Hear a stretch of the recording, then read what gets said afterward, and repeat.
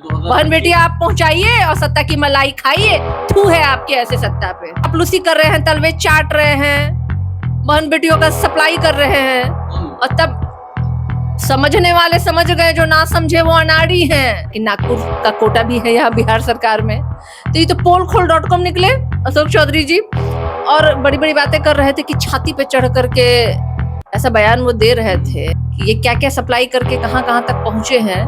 पहले कांग्रेस में थे, कांग्रेस ने कौन सा इनको आदर मान सम्मान में इनको कमी की थी। छेड़ोगे तो छोड़ेंगे नहीं, छेड़ोगे नहीं तो तुम्हारी गलतियां जो है ना समय समय पे जनता के सामने भी आ रही है, और मजबूत विपक्ष के नाते हमारा काम है तुम्हारी गलतियों को दिखाना। पूछ रहे हैं बाप का नाम क्या है, उसका काहे नहीं डाला है एफिडेविट में, वो है भी या नहीं है, या जैसे करण का जन्म हुआ तो वैसे जन्म हुआ है क्या इसका।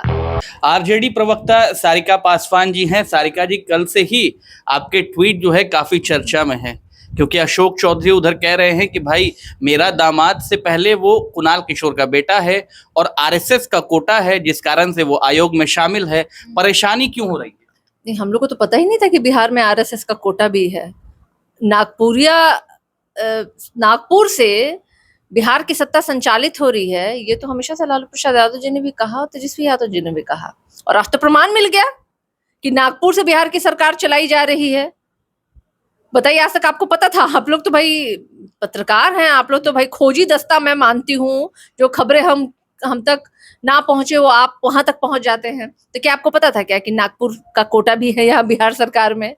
तो ये तो पोलखोल.com निकले अशोक चौधरी जी, और बड़ी बड़ी बातें कर रहे थे कि छाती पे चढ़ करके ऐसा बयान वो दे रहे थे। तो भाई आपने तो दिखा दिया, अपनी जात आपने दिखा दी। मैं तो कह सकती हूँ आपको, मैं तो पहले भी कहती थी कि ये क्या क्या सप्लाई करके कहाँ कहाँ तक पहुंचे हैं। पहले कांग्रेस में थे, कांग्रेस ने कौन सा इनको आदर मान सम्मान में इनको कमी की थी, प्रदेश अध्यक्ष तक इनको बनाया था।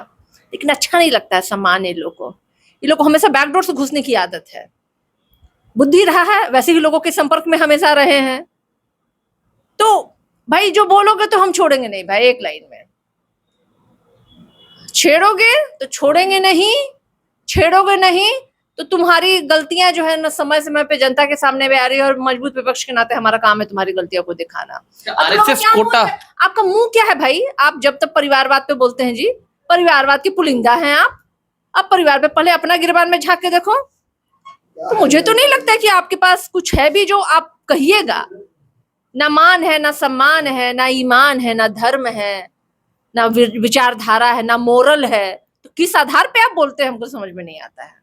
आरएसएस कोटा को लेकर के चर्चा है कि होता क्या है आरएसएस कोटा, ये थोड़ा मतलब विस्तार से बता। देखिए, आरएसएस वही है नाथूराम गोडसे जिसके सदस्य हुआ करते थे, जिन्होंने महात्मा गांधी की हत्या में जिनका नाम था, और आरएसएस को सरदार वल्लभ भाई पटेल ने बैन किया था। आरएसएस वही संगठन है।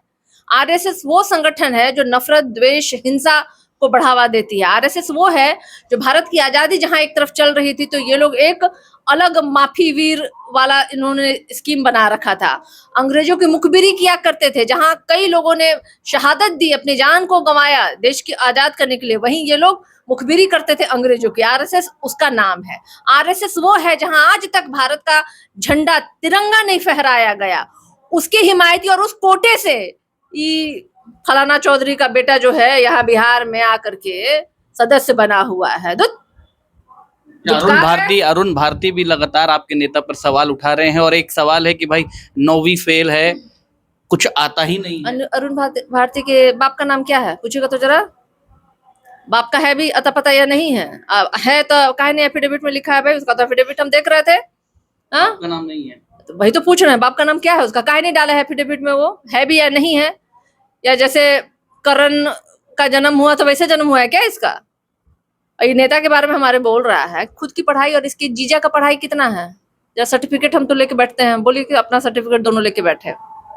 दोनों कोई को हम बोलते हैं, अरुण भारती को भी बोलते हैं और उसका जीजा को भी बोलते हैं। बैठ के सर्टिफिकेट दिखाओ तो कितना पढ़े हो तुम लोग, और कहाँ से पढ़े, और कितना कितना साल में पास किए हो।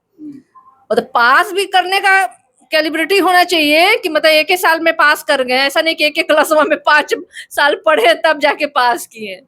उसको भी हम पास नहीं मानते हैं। घीस तीर के पढ़ना लिखने वाला आदमी को हम पढ़ना लिखना नहीं मानते। और आपको कोई अधिकार नहीं बनता किसी की शिक्षा पे, किसी के परिवार पे उंगली उठाने का। अगर आप उठाइएगा तो याद रखिएगा 3 उंगलियां आपकी तरफ उठ रही हैं। आपने कहा, आपकी पार्टी ने कहा कि जमाई आयोग बनना चाहिए, वो कह रहे हैं कि क्यों नहीं मामा का आयोग बन गया, तो बना लो क्यों ना। नहीं साला आयोग बन गया। अच्छा, मतलब आपका मुंह कैसा है, आईना में कभी देखे हैं आप? मुंह देखिएगा आईना में, कभी से बोलने से पहले एक बार आईना में मुंह जरूर देख लीजिएगा, तो आप वैसे ही दिखाई दीजिएगा। आप जिस मामा आयोग और फलाने आयोग ठिकाने आयोग की बात कर रहे हैं वो तो बीत गया, लेकिन आप कर क्या रहे हो और किस आधार पे आप हमको आईना दिखाना चाह रहे हैं? उस आईना में आपका चेहरा खुद को बहुत कुकृत है।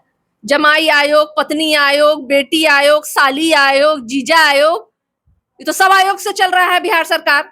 सब चापलूसी कर रहे हैं, तलवे चाट रहे हैं, बहन बेटियों का सप्लाई कर रहे हैं। कौन लोग? और तब समझने वाले समझ गए, जो ना समझे वो अनाड़ी हैं। अच्छा। जो कर रहे हैं ना, जो टिफिन भर भर के लेके जा रहे हैं ना, लोगों को खिला रहे हैं, जो कंप्यूटर सिखा रहे हैं, हाँ, जो आज तक झंडा नहीं कहीं से उठाए हैं और जाके टिकट लड़ ले रहे हैं, उन्हीं लोगों के लिए हम बोल रहे हैं। बहन बेटी आप पहुंचाइए और सत्ता की मलाई खाइए। थू है आपके ऐसे सत्ता पे, छी है। सारिका पासवान हमारे साथ थी, जिन्होंने बेबाकी से जो है अपनी बात रखी और कहा है कि भाई सवाल हम पर मत उठाइए, क्योंकि जब सवाल उठाइएगा, छेड़िएगा, तो हम लोग भी छोड़ने वाले नहीं हैं। सारिका पासवान की बातों पर आपकी क्या प्रतिक्रिया है, कमेंट बॉक्स में कमेंट करके जरूर बताएं।